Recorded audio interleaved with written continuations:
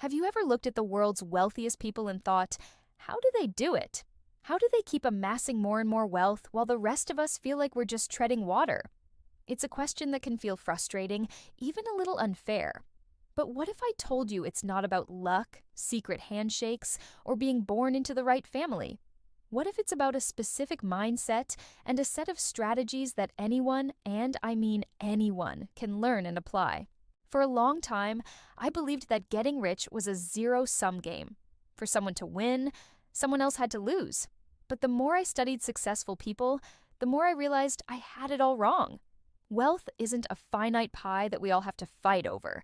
It's something that can be created. The rich don't just have more money. They think about money in a fundamentally different way. They see it not as something to be spent, but as a tool to be used, a seed to be planted. And that's the first big secret. The wealthy focus on acquiring assets, not just earning a high income. Now, what's an asset? Simply put, it's anything that puts money into your pocket, even while you sleep. This could be stocks that pay dividends, rental properties that generate monthly income, or a business that runs without your constant presence. Most people trade their time for money. They get a paycheck, pay their bills, maybe buy some nice things, and whatever is left over, if anything, goes into a savings account. The rich do the opposite. They use their earned income to buy assets. Then, those assets generate more income, which they then use to buy even more assets. It's a powerful, self-perpetuating cycle. It's like instead of just eating the fruit from a tree, they're constantly planting new seeds. Over time, they don't have just one tree. They have an entire orchard, all producing fruit for them. This brings us to the second key principle: understanding and leveraging debt. For most of us, the word debt is scary. We think of high-interest credit cards or loans that weigh us down. And that's what we call bad debt. Debt used to buy things that lose value, like expensive cars or fancy gadgets. But there's another kind: good debt. The wealthy use good debt as leverage. They borrow money at a low interest rate to buy assets that are expected to generate a higher return. For example, they might take out a mortgage at 5% interest to buy a rental property that gives them an 8% return through rent and appreciation. They're essentially using the bank's money to make money for themselves. It's a calculated risk, of course, but it's one of the most powerful ways to accelerate wealth creation. Instead of saving up for 30 years to buy one property, they can control multiple properties much sooner, multiplying their income streams. Now, you might be thinking, that's great for them, but I don't have a huge income to start buying assets. And that's a completely valid point. This is where the third, and perhaps most important, mindset shift comes in. Valuing your education over entertainment. The average person comes home from work, tired, and unwinds with TV shows or scrolling through social media. There's nothing wrong with relaxing, but the wealthy often use their free time differently. They invested in themselves. They read books on finance, investing, and business. They take online courses, attend seminars, and network with people who know more than they do. They understand that their greatest asset isn't their money, it's their mind.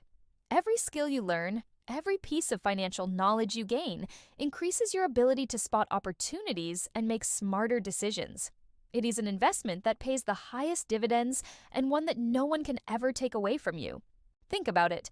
If you learn how to analyze a stock or how to spot a good real estate deal, that's a skill that can serve you for the rest of your life. This commitment to lifelong learning is what gives them the confidence to take calculated risks and build their asset columns. The fourth major factor is the power of their network. There's a saying, your network is your net worth. The rich intentionally surround themselves with other successful, ambitious, and knowledgeable people. This isn't about being exclusive or snobby. It's about creating an environment that fosters growth. When you're surrounded by people who are constantly talking about new business ideas, investment strategies, and personal development, that energy is contagious. You learn from their successes and their failures. Your conversations shift from complaining about problems to brainstorming solutions.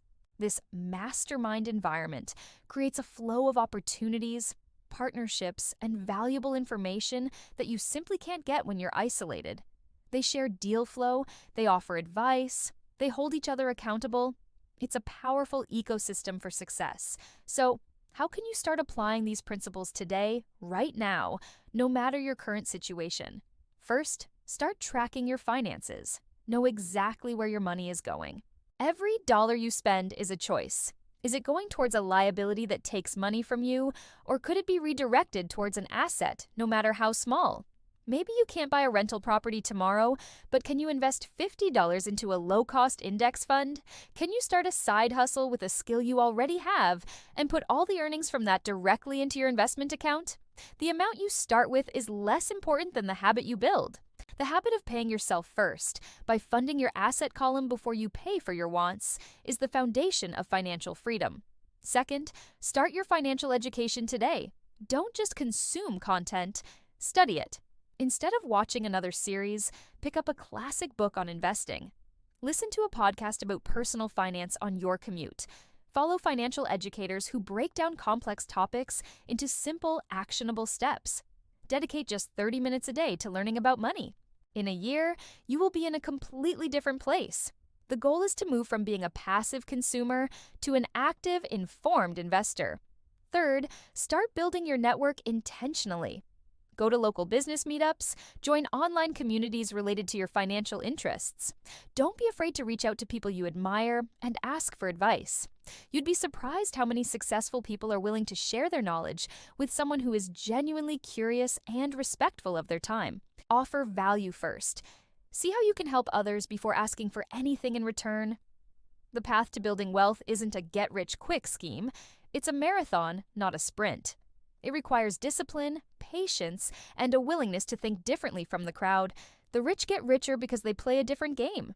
They're not just earning and spending, they're acquiring, leveraging, learning, and connecting. They are building systems that make money for them. The good news is that the rules of this game are available to everyone.